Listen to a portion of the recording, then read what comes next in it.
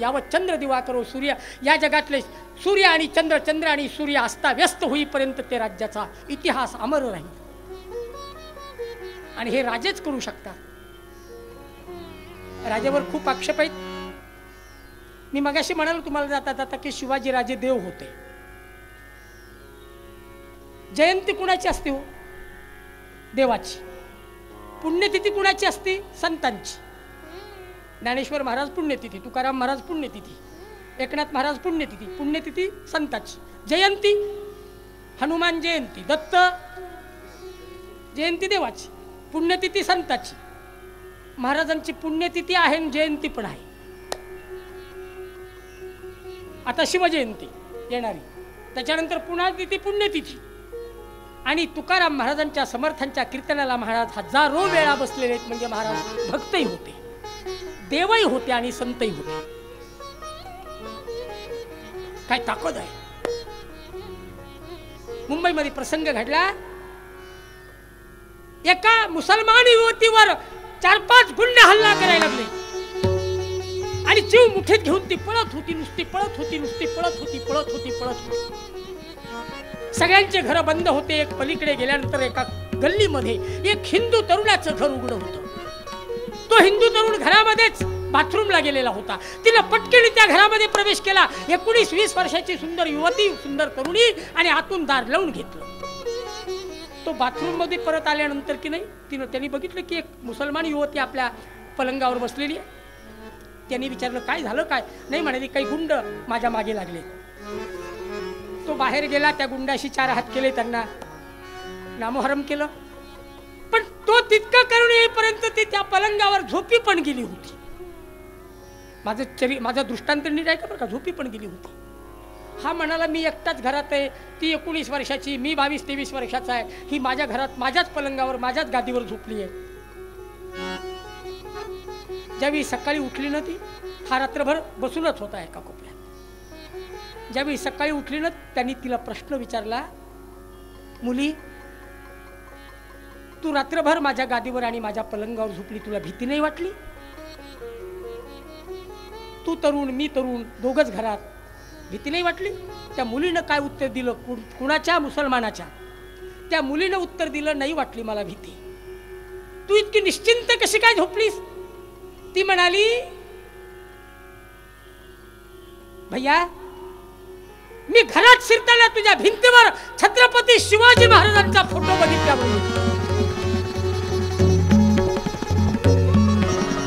तुझ्या घरात शिरताना समोर भिंतीवर छत्रपती शिवाजी राजांचा फोटो होता, म्हणून मला भीती नाही. ज्या घरामध्ये छत्रपतींचा फोटो आहे त्या घरातल्या तरुणाला अशी दुर्बुद्धी होणारच नाही. काय ताकद आहे महाराजांच्या चरित्रात, काय ताकद आहे. कुठे गेलं तरुणांचं रक्त? मी आत्ता या ठिकाणी साकार केलेलं जे शिव आता सगळे भालाफेक, भालाफेक वगैरे बघितले सगळे क्रीडा प्रकार. मी नागपूरकरांना धन्यवाद देतो. आमच्या रिसालदार साहेब, तुम्हाला तर खरंच हजारदा मी पायावर डोकं टेकवेल की आज या ठिकाणी प्रत्यक्ष शिवसृष्टी उभा केली आहे. शिवसृष्टी माझा मी भारून गेलोय. मला उद्या सकाळी 8 वाजता योग ऋषी रामदेव बाबा आणि किशोरजी व्यास यांच्या पुढे माझा कार्यक्रम आहे. मला लगेच जायचं आहे आत्ता. पण मी नाही, नागपूरचं कीर्तन नाही रद्द केलं. हे तुम्ही सगळे पाहतायत. बस तुमचे हजारो देव माझ्या पुढे आहेत, हजारो देव. मी हे कीर्तन तुमच्या पुढे पांडुरंगा पुढे करतो. हा योग पुन्हा नाही येणार आयुष्यात. माझा विषय तुमच्या पुढे की ही जी नीतिमत्ता आहे, ही जी समाजधारणा आहे, ही कशातून आहे? कायद्याने तर आम्हाला भ्रष्टाचारच शिकवला. कायदा स्वार्थ शिकवतो बरं का. आणि एकदा का स्वार्थाचा राक्षस शिरला, कवी म्हणाले, स्वार्थ जणू भिंतीवरचा आरसा दिला, आपुलीच प्रतिमा होते, आपुलीच प्रतिमा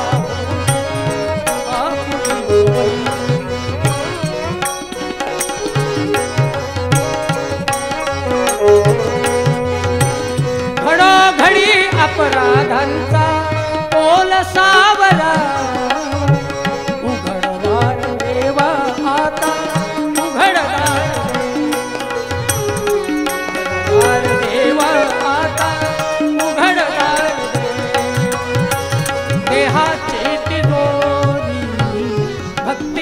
भक्त ठेव अवतार देवा आता.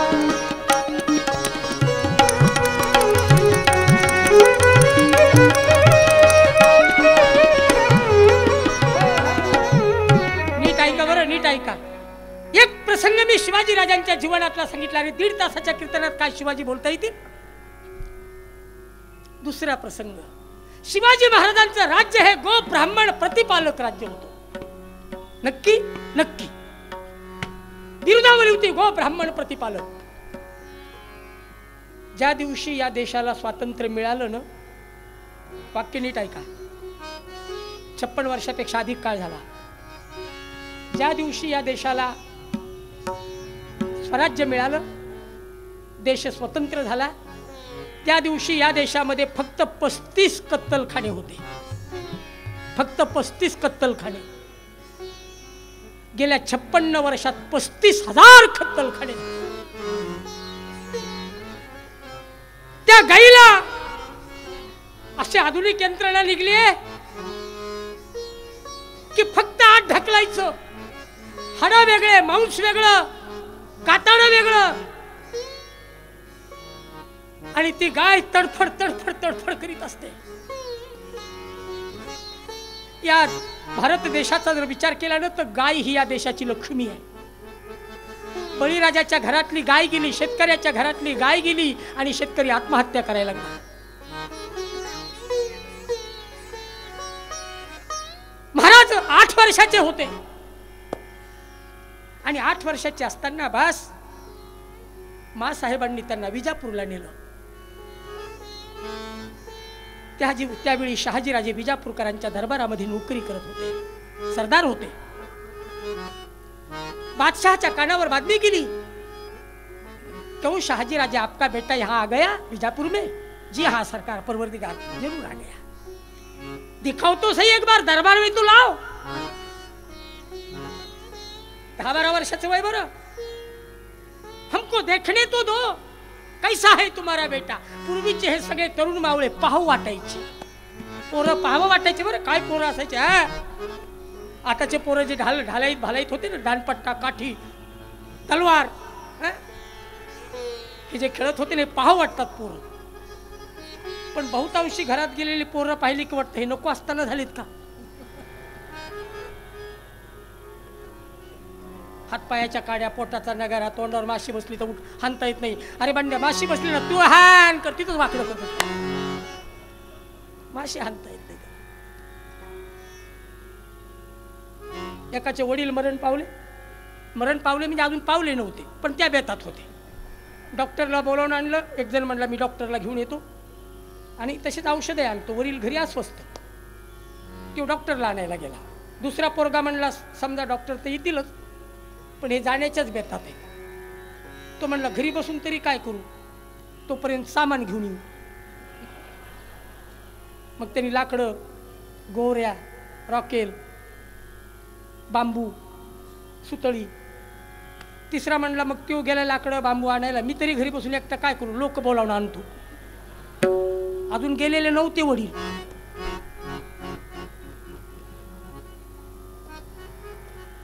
या देशामध्ये 28 युगे विटेवर असणारा पांडुरंग कुणाच्या भक्तीतून या मृत्यू लोकामध्ये या महाराष्ट्राच्या मातीत कोणत्या भक्तीतून आला, जरा अंतर्मुख व्हानं. शिवाजी राजांना शिवाजी राजा घडवणारी आई लागते. इंग्रजीमध्ये एक फ्रेज आहे, 1 good mother is better than 100 teachers. आज घरातली मदर संपली, घरातली आई संपली. घरामध्ये आई नाहीये, मम्मी आहे. आणि मम्मीच्या पोटी कसा शिवाजी जन्माला येईल. रोज तिने संध्या देवाला दिवा लावायचा. राजा बस इथे बाळा, बाळराजे बसा. हातपाय धुवून राजे बसायचे आणि रामायण महाभारतातल्या कथा राजमाता जिजाबाई आपल्या बाळ शिवाजीला सांगायची. शिवाजीनं प्रश्न विचारायचे, आई हनुमंत रावणाच्या दरबारात गेले का ग. होय राजा. शत्रूच्या दरबारात कशाला जायचं.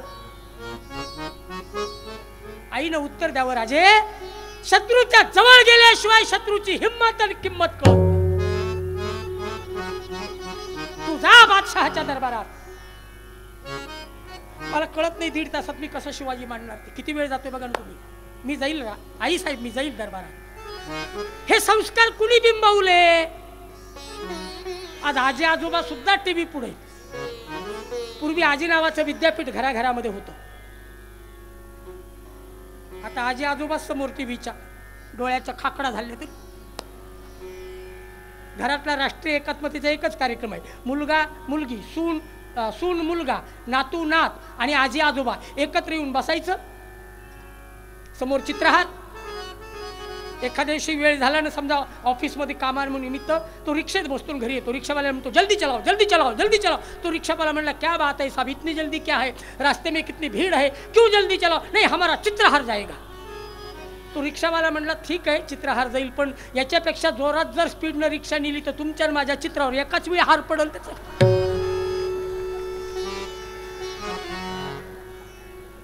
आपल्या दोघांच्याही चित्रावर घरी हारच घाल. आजी आजोबा असतात. एवढ्या जाड भिंगाचा चष्मा तो 90 वर्षाचा म्हातारा घालतो. नातवाला मांडीवर घेतो, चित्रहार बघतो, गाणं लागतं ओले ओले ओले ओले. तो नातू आजोबाची सगळी मांडी ओली करतो तरी आजोबा ओले.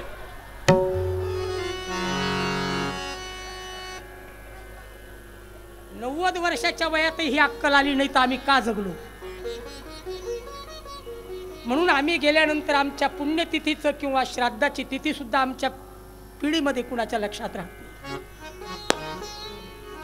का आम्ही जगलो ते केवळ फक्त भोग भोग भोग भोग. दुसरं काही हितूच नाही. देशाचा विचार नाही, देवाचा विचार नाही, धर्माचा विचार नाही. मी जातो मासाहेब. बादशाहाने शिवाजी राजाला दरबारात बोलावलं. सजवलं आई साहेबांनी. तंग तुमान, अंगात भरदरी अंगठा का, डोक्याला मंजिल, गळ्यात कंठे, कानात चौकडे, हातात बाजूदंड. घोड्यावर बसले रिकीबीत एक पाय टाकला. एका बाजूला शमशेर, दुसऱ्या बाजूला तलवार. पुढे महाराजांचा घोडा, पाठीमागे शिवबाचा घोडा. घोड्यांच्या टापा वाजायला लागल्या.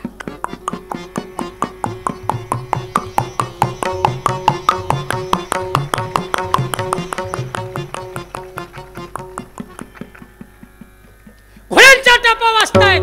एका भर चौकामध्ये घोडा आला आणि एक कसाई गाईच्या मानेवर हजारो लोकांच्या साक्षीनं सुरी फिरवायला.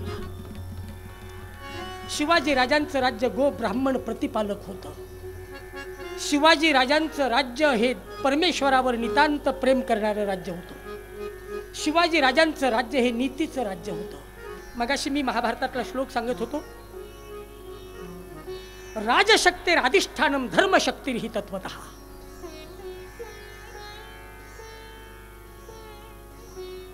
राजशक्तीचा अधिष्ठान जर धर्मशक्ती नसेल ना, तयोस्तु विग्रहे म्हणणे धर्मशक्तीर विशिष्यते. वनपर्वामध्ये काय प्रतिमूर्णन केलंय. भीष्माचार्यांनी सांगितलं राजा, या दोन्ही शक्तीमध्ये धर्मशक्तीचा विजय आहे. मी तुमच्या पुढे सांगतो. कौरव किती होते? 100. बरोबर बरोबर. पांडव किती होते? 5. बरोबर बरोबर. 5 पांडव होते म्हणून आणि 100 कौरव होते म्हणून 100 कौरवांचा विजय झाला नाही झाला. धर्मशक्तीचा विजय झाला. बस. 18 पद्म वानराच्या पेक्षा कैक पटीनं गुणिले 4, 5, 10 काय करायचे ते करा. रावणाच्या लंकेत लोक होते. विजय रावणाचा झाला. तुम्हाला एक जाता जाता वाक्य आठवलं. याच्या संदर्भातलं नाही, हे वेगळं आहे पण लिहून ठेवा, चांगलं आहे. उद्या मला आठवेल का नाही सांगता येत नाही. रावणाजवळ संपत्ती केवढी. नागपूरमध्ये खूपच श्रीमंत लोक आहेत असं आपण गृहीत धरू. भारताची उपराजधानी आहे देशाची, महाराष्ट्राची, असंही गृहीत धरू. 100 किलो सोनं, 200 किलो सोनं, 500 किलो संपलं. एखादा खूप मोठा उद्योगपती असेल तर 500 किलो. रावणाच्या संपत्तीचा विचार करा. शुद्ध कांचनाची 7 कोटी घरं होती. 7 कोटी घरं सोन्याची. 10 ग्रॅमची अंगठी आपल्याला गप्प बसू देत नाही, असाच हात करीत चालतो. महाराज आमच्या गावाकडे पंक्ती असतात भंडाऱ्यात, सप्ताहामध्ये पंक्ती. त्यांनी जर कडं घातलं ना, त्या वाढणारे लोक असतात, माझ्या हाताकडं बघ, कडं हाताकडं बघ, इथं घाला आमटी, इथं घाला आमटी, इथं घाल ते कडं. 10 ग्रॅमची अंगठी आपल्याला गप्प बसू देत नाही. महाराज सप्तकोटी घराचा मालक होता. रावणाच्या घरातली लोकसंख्या किती? रावणाला 80,000 बायका होत्या. कुठं ठेवीत असेल त्यालाच जाऊन विचारा. एक एक नगर त्याचा हडको सिडको, आणि दोन्हीतही नाही सापडला तर हुडको. एखाद्या कुठल्याही पक्षाकडून उभा राहू द्या, कमळ, हात, धनुष्यबाण, पंजा, घड्या, रावण. घरचंच मतदान केवढे, लोकांच्या मताची गरजच नाही. पण एवढ्या संपत्तीचा मालक भगवान श्री रामचंद्रानं वानराच्या हातून सगळी प्रॉपर्टी खलास करून टाकली. पिंडाला शिवायला लंकेमध्ये कावळा ठेवला नाही, पिंडाला शिवायला. मला आपल्या पुढे नम्रतेनं सांगू द्या की तुमच्या धर्मात, तुमच्या धनाला मी नाव नाही ठेवत, पण तिजोरीमध्ये धन जितकं साठवता ना, त्या धनाच्या बाजूला धर्म आणि संस्कारही ठेवा.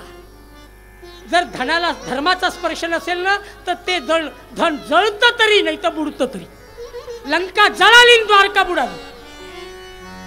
लंका जळाली आणि द्वारका सोन्याच्याच होत्या दोन्ही. शिवाजी राजांचं राज्य संस्काराचं राज्य होतं, धर्माचं राज्य होतं. पूर्वरंग थांबवतो. पण पापापासून परावृत्त होणं आणि पुण्य कर्माला प्रवृत्त होणं हे महाराजांनी शिकवलं. महाराजांनी त्या भरत चौकामध्ये ती गोद होताना बघितलं, घोड्यावरून उडी टाकली. कसायाच्या हातातली तलवार घेतली आणि महाराजांनी बगलेपासून हात कलम केला. बगले. सज्जन हो, मला आपल्या पुढे सांगू द्या, अशी 100 जरी युवकाची संघटना नागपूरमध्ये असेल ना, की खाटकाकडे जाणाऱ्या गायी अडवून, कायद्यात लक्षात ठेवा, कायद्याने ही परवानगी नाहीये, पण त्या अडवून त्या गायी जर पुन्हा त्यांना जीवनदान दिलं तर या देशाच्या मातीला त्या गोमातेच्या कृपेनं पुन्हा वैभव प्राप्त होईल. काय सांगावेत, किती गुण आपल्या पुढे सांगावेत.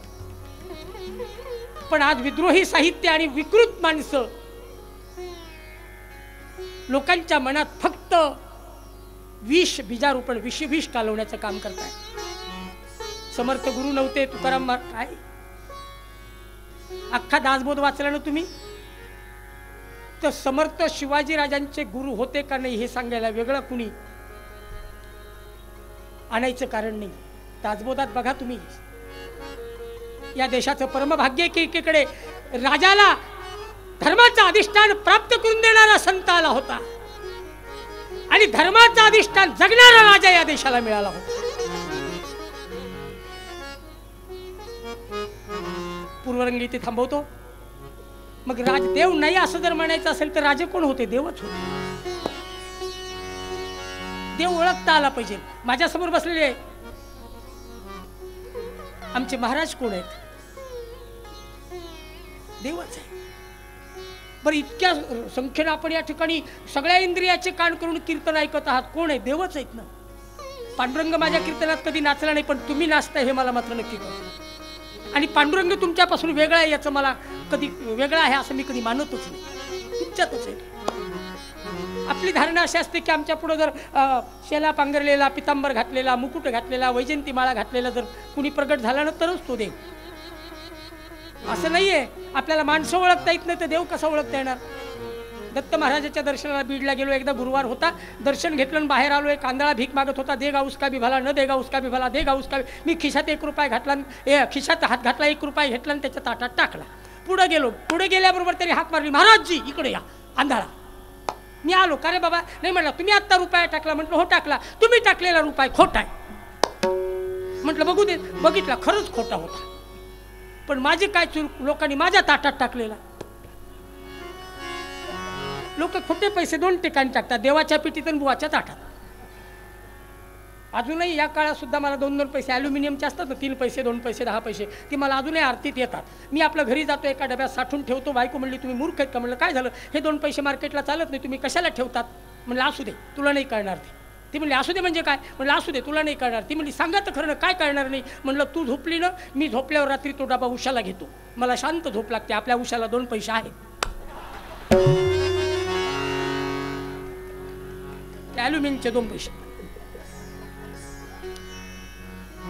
त्याला म्हटलं, मला तिने आश्चर्य वाटलं तो रुपये खोटा. त्याला म्हटलं मग रुपये खोटा तर बाबाजी तुम्हाला कसं कळलं, तुम्ही तर आंधळे आहात. त्यांनी जे उत्तर दिलं त्यांनी काय केलं, तो म्हणला तुम्ही पुढे गेलात, तुम्ही डोळे उघडून बघितलं म्हणजे हा खोटा अंधार. मी त्याला दुसरा प्रश्न विचारला, बाबाजी या ठिकाणी रोज जो खरा अंधारा बसतो तो कुठे गेला? तो म्हणला तो आज सिनेमा पाहायला गेलाय. म्हणजे हाही खोटा आणि तोही खोटा. माणसं ओळखण्याची किमया जिथं मला नाही तिथं देव कसा ओळखता येणार? अरे देवाला पाहायचं असेल तर महाराजांच्या रूपात बघा, महाराजांच्या विचारात बघा. आमच्याकडे छत्रपती शिवाजी महाराज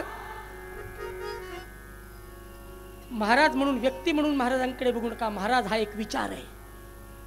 तो विचार आहे स्वराज्याचा, तो विचार आहे देशभक्तीचा, तो विचार आहे देवभक्तीचा, तो विचार आहे धर्मभक्तीचा, तो विचार आहे सज्जनांच्या पावलावर पाऊल टाकून चालण्याचा. त्या विचाराने जर आपण गेलो, नीट ऐका, तर दुरिताचं तिमीर जाईल, विश्वात स्वधर्म सूर्याचा उदय होईल आणि या भूलुकी परत एकटा वैकुंठीचा अवतरण घडेल. वैकुंठीचा अवतरण घडण्यासाठी, भूलुकीचा स्वर्ग होण्यासाठी, दुरितांचं तिमीर जाण्यासाठी, सज्जनाची सृजनता वाढण्यासाठी शिवाजी महाराज आपण पुन्हा जन्माला येण्याची गरज आहे. या महाराष्ट्राच्या पुन्हा जन्माला. या देशामध्ये खूप विकृतीचे ढग दाटून आलेत. माणसं माणसाजवळ जायला तयार नाहीत. महाराज देवाजवळ कसे जातील? 24 तास हातामध्ये हॅलो, पण भेटलेल्या माणसाला नमस्कार नाही. 24 तास फोन मात्र आहे, हॅलो. मला कधी कधी आश्चर्य वाटतं. मी एकदा शेगावला कीर्तनाला गेलो महाराजांच्या. एक नवरा बायको माझ्या खोलीसमोर उतरले होते. सार्वजनिक संडासमध्ये तो तिचा नवरा बहिर दिशेला गेला, लॅट्रिनला गेला त्यावेळी चांगला होता, आला त्यावेळी वाकडा झाला. त्याची ती बायको रडायला लागली, महाराज महाराज महाराज लवकर या लवकर या लवकर या, डॉक्टरला बोलवा. काय म्हणजे जाते वेळी चांगले होते, नेते वाकडे होऊन आले. म्हणलं काय झालं होतं मलाही काही कळेना. म्हणलं कसं काय जाते होतं चांगलं होतं, आत्ता वाकडा कसा झाला? त्यांनी काय केलं होतं, तो मोबाईल तो इथं खिशात टाकलेला असायचा पॅन्टच्या, आणि ते 2 कानात घालतात काहीतरी ते गाणे ऐकायला, ते घातले. पण त्यांनी गडबडीत काय केलं होतं माहितीये का, इजारीची गुंडी शर्टाच्या गुंडीला लावली. त्या मोबाईल ऐकण्याच्या नादात इजारीची गुंडी शर्टाच्या बटनाला. काय होईल ते असाच. इतकी मूर्ख माणसं या जगात असू शकतात याचं मला आश्चर्यच वाटते. किती वेळ व्हावं एकासाठी? देशासाठी वेडे व्हा, देवासाठी वेडे व्हा, धर्मासाठी वेडे व्हा. शिवाजी महाराजांच्या चरित्रातून यापेक्षा वेगळं शिक्षणच दिलं गेलं नाही, बस. बाकी दुसरं काहीच नाही. पूर्वरंग थांबवतो. देव आहे, दृष्टी बदला, दृष्टी बदला. प्रत्येक प्राणीमात्रामध्ये तो पाहायला शिका. महाराज म्हणाले मुळाभंगामध्ये, देव आहे देव देव. 2 मिनिट सगळ्यांनी भजन करा, हाताने टाळी मुखाने नाम. बस. खरं तर रिसालदार साहेब 2-1.5 तासाचा शिवाजी हा विषय होऊ शकत नाहीये, ती तुम्हालाही कल्पना आहे. पण प्रत्येक गोष्टीला कुठेतरी मर्यादा असते की नाही. पण तरी जाता जाता जे मला योग्य वाटलं धर्माच्या दृष्टीनं, देवाच्या दृष्टीनं, तो आपल्या पुढे सांगायचा मी माझ्या अल्पबुद्धीनं प्रयत्न केला. एक सुंदर चरित्र आपल्या पुढे मांडायचं महाराजांच्या जीवनाचं आणि पूर्णविराम द्यायचं. आजचे आरतीचे यजमान श्री विलास आंबेकर बुवांचं स्वागत करतात. बुक्का आणि हार घालून पूर्वरंग या ठिकाणी सांगतोय. बुवा तुमची मूर्ती लहान, बुवा तुमची मूर्ती लहान, पण वाणी मात्र अति महान. रंजन करता तुम्ही सुंदर युक्तिवादानं, आणि म्हणून ही समिती आपल्याला वंदन करते अति हर्षाने. तुम्हाला मी मनोमन नमस्कार करते.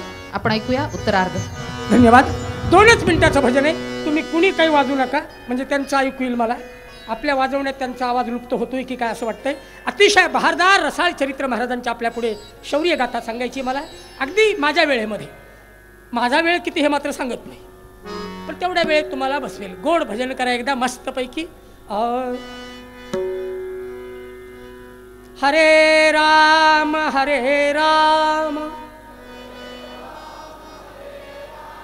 राम राम हरे हरे. आवाज आवाज आवाज. हरे कृष्ण कृष्ण कृष्ण हरे हरे. हरे राम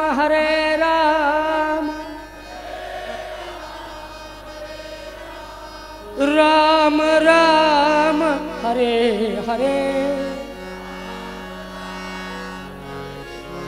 हरे कृष्ण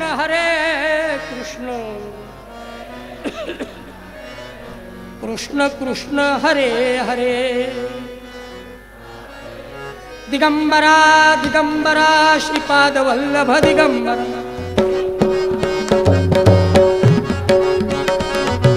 दिगंबरा दिगंबरा श्रीपाद वल्लभ दिगंबरा.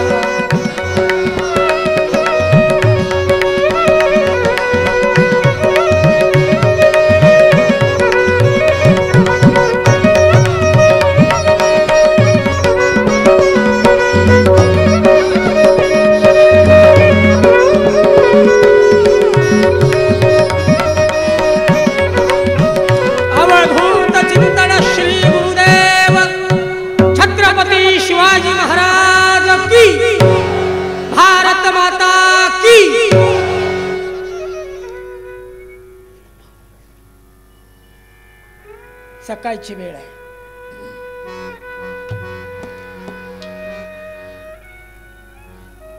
महादेवाच्या मंदिरामध्ये सहस्त्रधारांनी सहस्त्र आवर्तन टाकली जात आहेत. वेदध्वनी मंत्रध्वनी वातावरण कसं मंत्रमुग्ध झाले. मा साहेबांनी सुवर्णाच्या मोहरा ब्राह्मणाला दान दिले आहेत. सगळ्यांना नमस्कार केला आणि मा साहेब दासीसह आपल्या राजवाड्यात येत आहेत. दरबारही शामियाने सजलेले आहेत. सरदार दरकदार इनामदार जहागीरदार काय दार होते हो त्या काळात. म्हणजे माणसं मोठी होती खुर्च्या लहान होत्या त्या काळात. माणसं मोठी होती खुर्च्या लहान होत्या. आता खुर्च्या मोठ्या झाल्यात पण माणसं लहान झाली. किती दुर्दैव आहे. इमारतीला उंची आली पण इमारतीत राहणाऱ्यांना नाही आली. हे दुर्दैव आहे.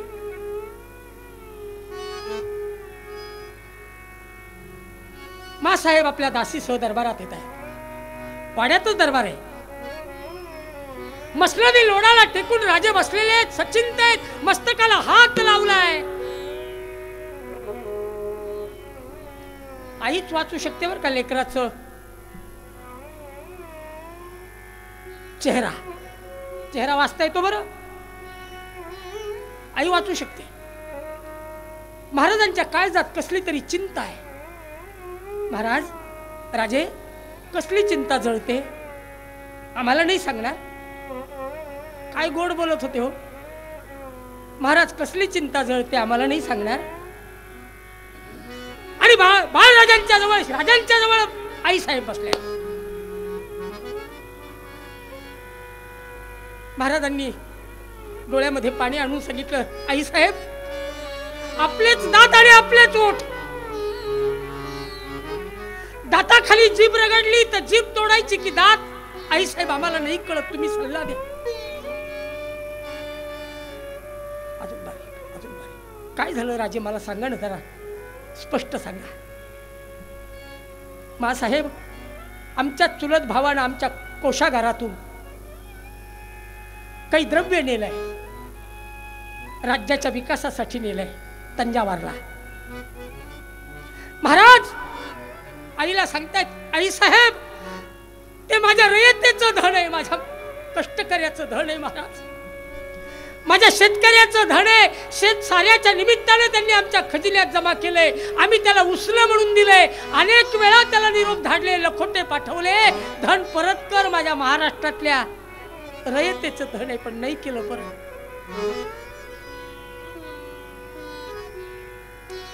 आई साहेब काय म्हणाले नीट ऐका.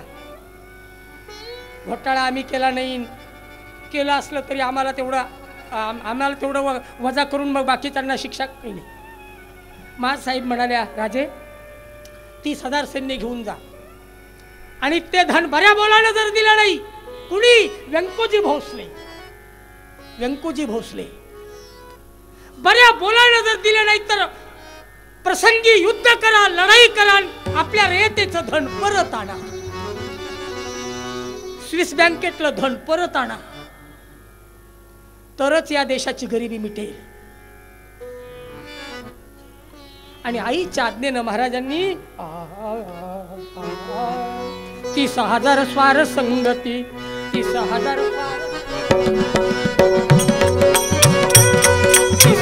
स्वार संगती सवे धावती,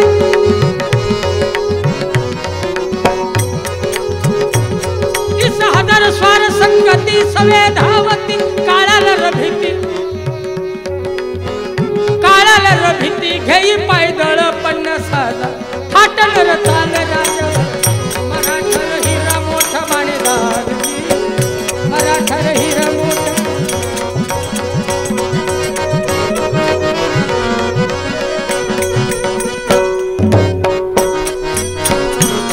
सावत्र भाऊ आपुला भेटूया त्याला,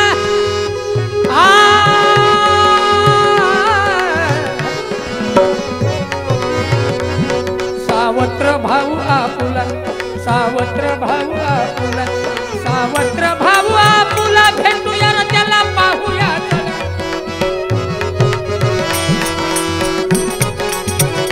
बघूया काय हाल हवाल तिथं, बघूया काय हाल हवाल तिथं, भ्रुकुटी शिवबाची तिकडं बळ. धन्य महाराष्ट्र भूमी झाली हाजी, धन्य महाराष्ट्र.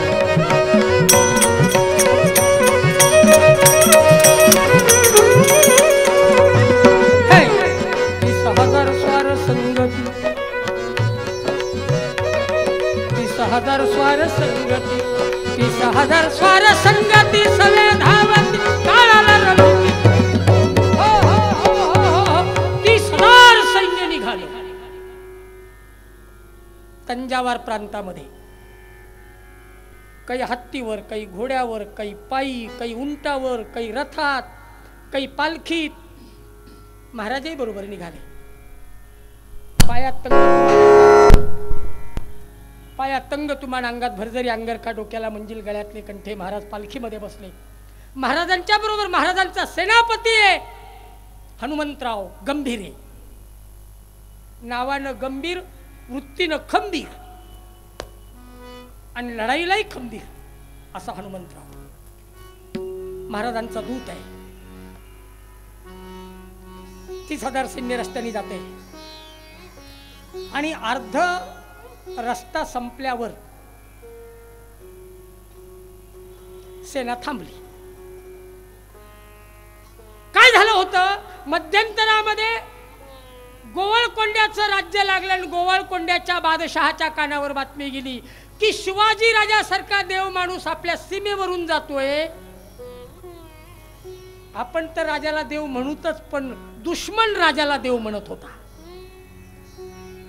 दरारा होता शिवाजी राजांच्या मुसलमानात. आज दराराच राहिला नाही म्हणून आतंकवाद तुमच्या माझ्या घरापर्यंत येऊन पोहोचलाय. जाऊ द्या ना, जाऊ द्या ना, जाऊ द्या ना. साध्वी प्रज्ञा सिंहाला केवढ्या करुण यातना कारागृहामध्ये मिळत आहेत. आणि कसाबच्या यातना बघा. आमचीच माणसं आमचे वैरी झाले आणि आमच्याच माणसांनी हा आमचा देश परकीयांच्या हातात देण्याचं, परसत्तेच्या हातात देण्याचा घाट मांडलाय. मायबाप हो जागे व्हा. आता तरी सत्ता बदला. बस राजा रात्र वैर्याची जागरा.